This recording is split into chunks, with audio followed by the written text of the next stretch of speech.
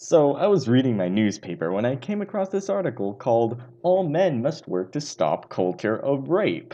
I can already tell that this is going to be an extremely well thought out article. Before I start, though, I want to make this clear. This is referring to a case that I'm not familiar with, so I'm not trying to tell whether it is a false accusation or not. What I'm going to address is the article itself.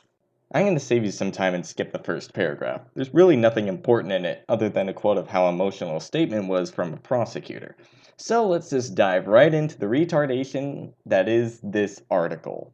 Turner, the alleged rapist, has told the judge that he wanted to speak out against the college campus drinking culture and the sexual promiscuity that goes along with that. In her letter, Emily Doe, the victim, addresses Turner directly. You realize having a drinking problem is different than drinking and then forcefully trying to have sex with someone. Show men how to respect women, not how to drink less. I have no issue with her first sentence, but let's just take a look at her second sentence. She says in the first sentence, drinking and then forcefully trying to have sex with someone. Then she says that he needs to show men how to respect women. Emily, if you were raped, I feel terribly sorry for you. I hope you recover. But if you make a statement as brain dead as this, then my condolences only go out so far. Raping someone is not a male to female thing. It is not a gendered thing. It is the action of one person raping another, not a man raping a woman or a woman raping a man or anything like that. Like I said, I'm not trying to deny Emily's story, but that doesn't mean that I'm not going to call her out on being a complete idiot. The point cannot be emphasized enough, but it shouldn't be assault survivors' responsibility to make the case. That should be on men. Boys should be taught this seemingly obvious but infinitely important point as early in life as possible. Oh boy. So here's where the retardation sets in. The author leaves the sex of the victim in this sentence unmentioned, but then he states that the responsibility to make the case should be specifically on men, and that we need to teach boys about this. First of all, wasn't the point needing to be emphasized involving both men and women? And now it involves only men? But let's get into the real reason why this author is a mentally unstable nutcase. No matter the sex of the victim or rapist, the responsibility should always be on men. This is actually what he is saying, whether he realizes this or not. This was on my newspaper, ladies and gentlemen. Far too often, that's not the case. You can see that in comments Brock Turner made at trial, and in a statement his father, Dan Turner, wrote to the judge. Dan Turner referred to the assault as 20 minutes of action. This links to a statement made by the dad.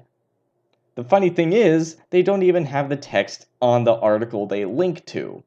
The text can actually be found as a picture in a tweet that somebody sent mentioned in the article. The linked article came from The Guardian. Guardian, you might just want to rethink of how you lay your articles out if this is how you report stuff like this. But enough of that. The statement is basically just the dad saying that his son's sentence is too harsh.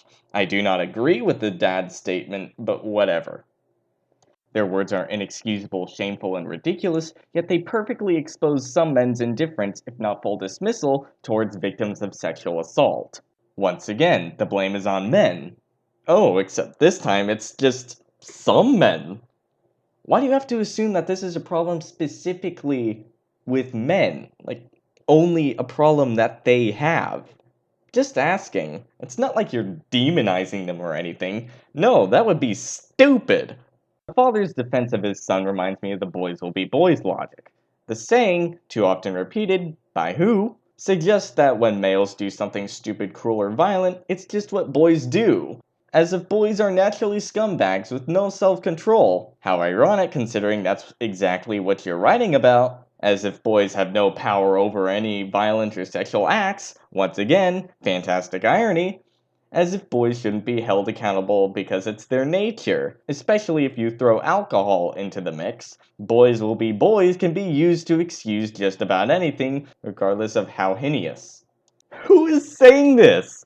I never get any examples of people actually defending this sort of thing with boys will be boys. They just say that people do without actually providing examples. I never hear anyone defending rapists because it's just a guy thing. It's almost as if, and just hear me out here, You're completely full of shit. Our boys will be boys attitude helps perpetuate rape culture. How? Our boys will be boys attitude allows a father like Dan Turner to sanitize his son's crime, which he referred to simply as the events of January 17th and 18th, as if sexually assaulting an unconscious woman was a random occurrence rather than a despicable, deliberate act. Except the motherfucker was sentenced to prison. Clearly, this defense must not have worked very well if he was sentenced to prison. Our boys will be boys attitude normalizes and excuses intolerable violence against women. Once again, how is that? You just keep saying it does without explaining why. Brock Turner's crime was not the result of binge drinking and its unfortunate results, as the father wrote in his letter. Brock Turner's crime was the result of Brock Turner. Brock Turner's crime was not 20 minutes of action. Brock Turner's crime was the assault with the intent to commit rape and sexual penetration with the foreign object of an intoxicated, unconscious person.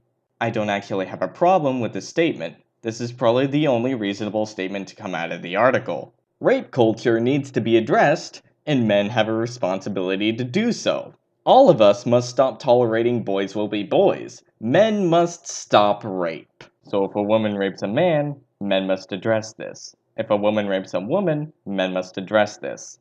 It's men's duty to stop rape, even when they aren't the ones doing it in that scenario. Even when it's something that happens to both genders because of both genders. It's only men's duty, and women always get the short end of the stick, even when they don't. Well, that's not completely dumb at all. That's a perfectly logical statement. Now, before I end here, I want to address the biggest issue of the article.